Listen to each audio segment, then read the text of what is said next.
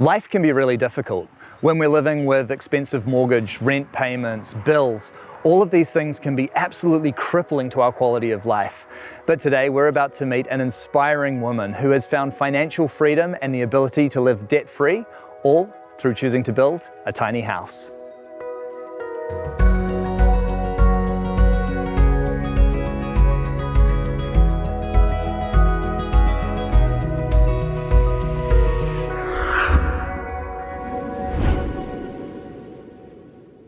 Hi Bethan, how are you? Hi, so nice to meet you. It is lovely to meet you and lovely to visit your beautiful home. I love it.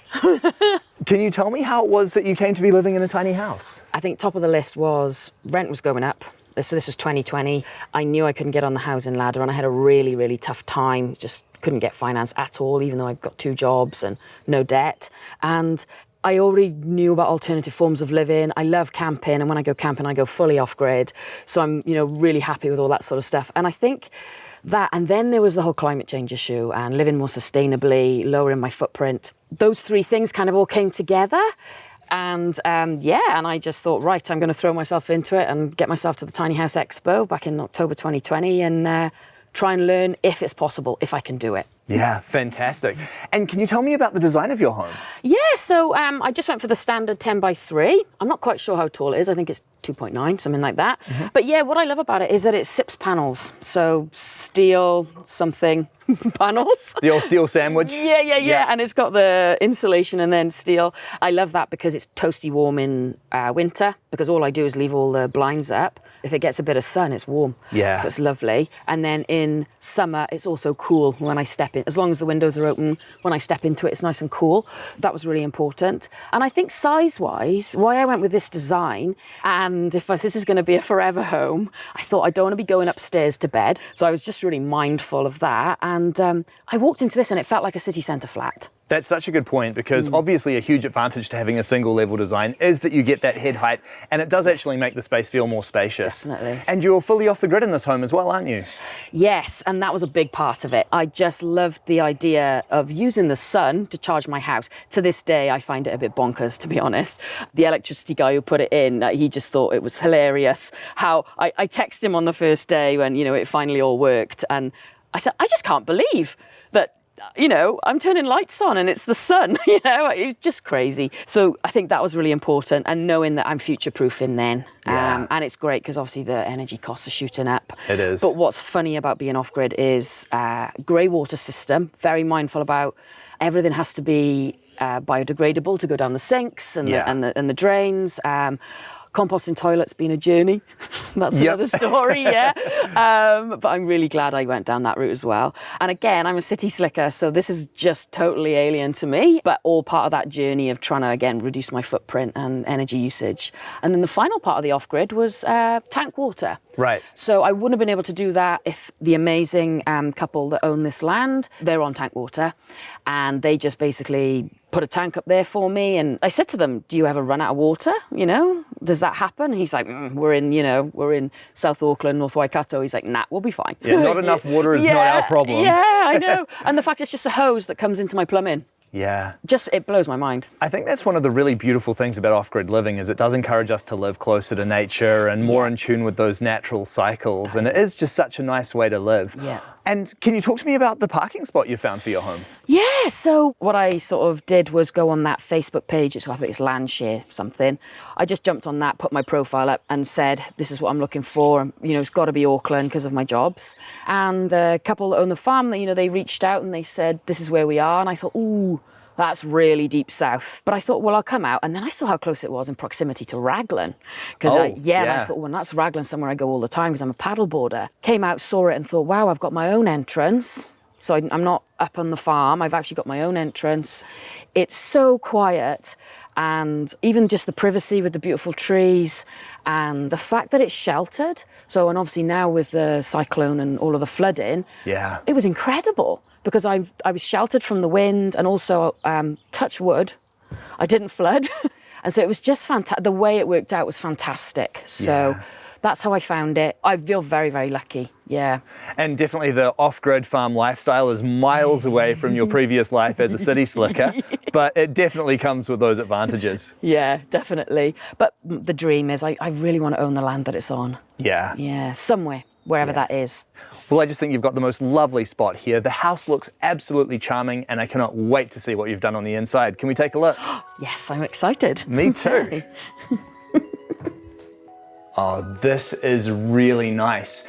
And walking in here, you're so right, because having that single level design, you really feel the spaciousness with that higher ceiling. Yeah, that was exactly the reason, and how I felt when I walked into the staged one at the expo. It just felt totally different. And I like the idea because, as you can see, I love photographs. I wanted to be surrounded by my family and friends and all my travel pics. Really important to be able to have wall space, because I noticed with a few of them, it was shelving or cupboards. Yeah. And I wanted that wall space so I could surround myself with all the people I love. I really love that, and it definitely makes it feel like a very welcoming entrance to the home. Yeah, and in this space in particular, I loved having the big windows. Yeah. I just thought that was so nice. And again, not only does it keep it warm in winter, but the sunsets are just spectacular, and I can just sit on the couch and look at the sunset. It's really nice. Yeah, and the design of the couch looks very cool as well. I am so excited about this couch. Key thing for me was people stay in. Having visitors, I wanted them to obviously, because I haven't got a second bedroom and I don't do top and tail. Yeah, and I love it because it folds out into a lovely double bed, but it also lifts up, one end does, and I've got all my camping gear under there. So that was an absolute game changer. And it's actually an import from IKEA, so good old IKEA. Right. Yeah. Very good. And you did find a spot for the TV as well? I did. That was my Christmas present to myself last year. I love it. But again, I had to go to the different stores and find out which used the least electricity. Yeah. So that was also a bit of a journey. Had to explain I'm off grid. And it's my first smart TV. So got that now, and it just sits perfectly there with my books and my plants. Yeah. Yeah, and it's quite a collection of books you've got here as well. Yeah, I've got a lot more back home in Wales. They're actually still in my parents' attic, so I do need to ship them over. But yeah, I love reading, and a huge traveller, like I said, and I don't like using my phone when I travel.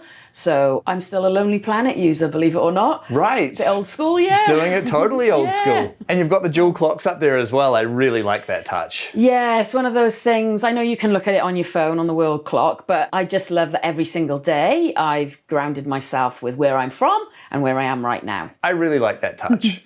And what a kitchen you've got here as well. Yes, I love cooking. And so top of the list was gas cooker. Never been a fan of electric, and obviously being off grid. Yeah. Very helpful. Big one, yeah. Again, when I went into the tiny houses, I noticed some of them didn't have a lot of surface area, and obviously I like to prep food and cook properly, so having a decent sized kitchen, which is pretty much like a normal sized flat, that was huge for me. First time having a dishwasher, so that was a really nice treat. And again, I had to go for the one with the lowest water usage and the lowest electricity.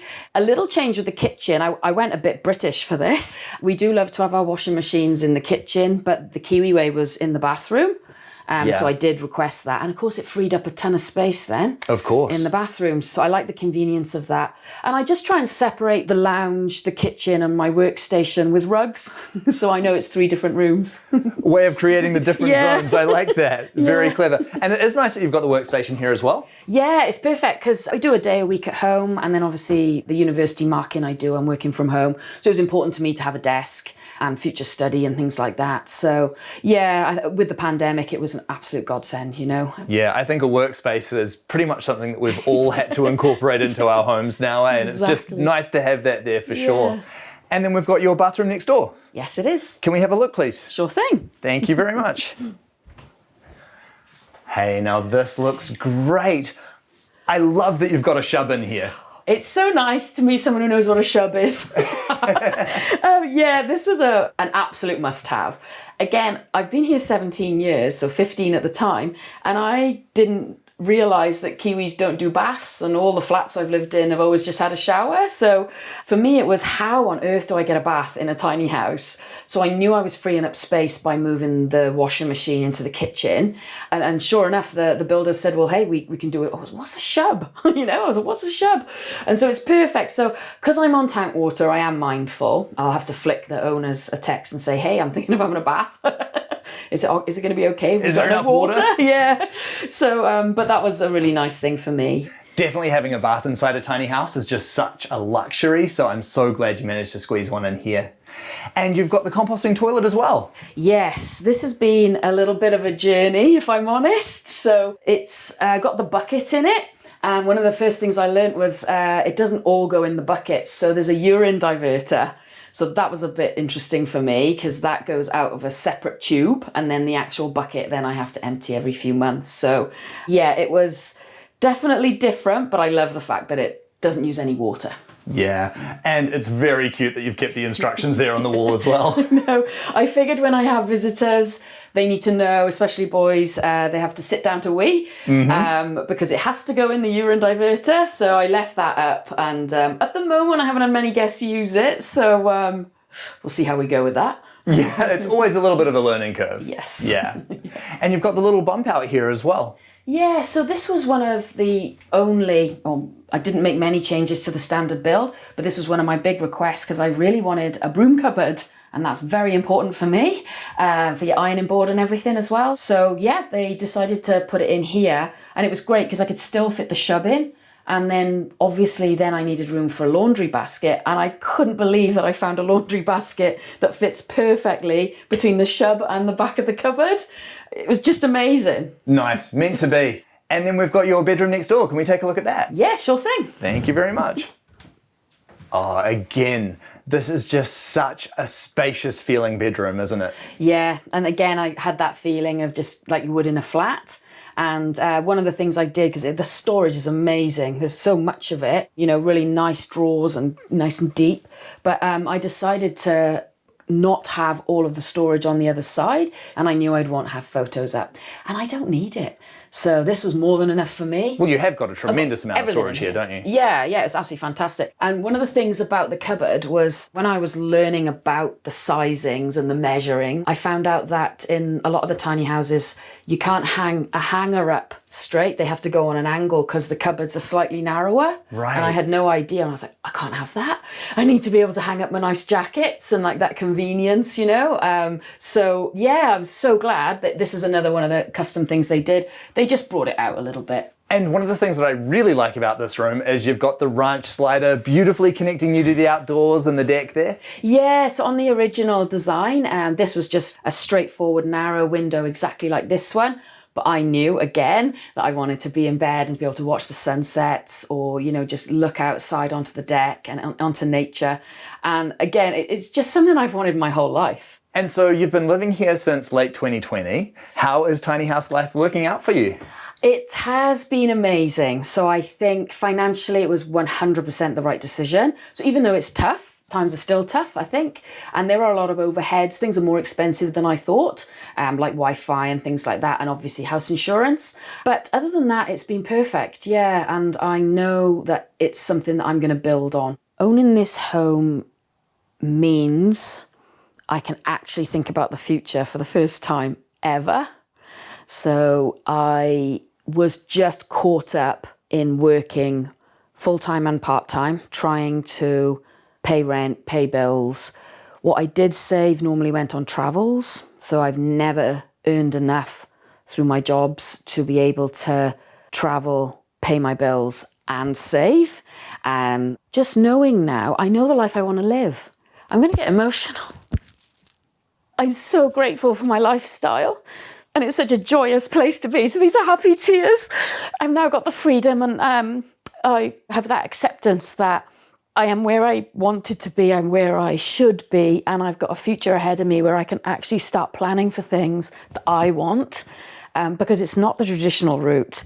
And it's just been so empowering, and and you're in the right place at the right time. And so that's actually been a huge part of my journey of the happiness it's brought me. And can we talk about the cost that was involved in building this home? Yeah, so this standard size came in at $69,990. Wow. Yeah, and then with a few changes here and there, so obviously with the cupboard, the extra cupboard in the hall, the shub, the moving of the washing machine, so just some bits and bobs. It came in at 75,000. So fantastic. Brilliant. Yeah. What a remarkable result. It's not actually often that I hear a price tag anywhere near that anymore. Yeah. Yeah, that's really brilliant. And I was so grateful that Squirrel recently, back in 2020, they just started doing tiny house loans, and 70,000 was their figure. So it was perfect. So originally I took out the loan for 3 years because I figured that would be a good amount of time to pay off obviously such a large amount.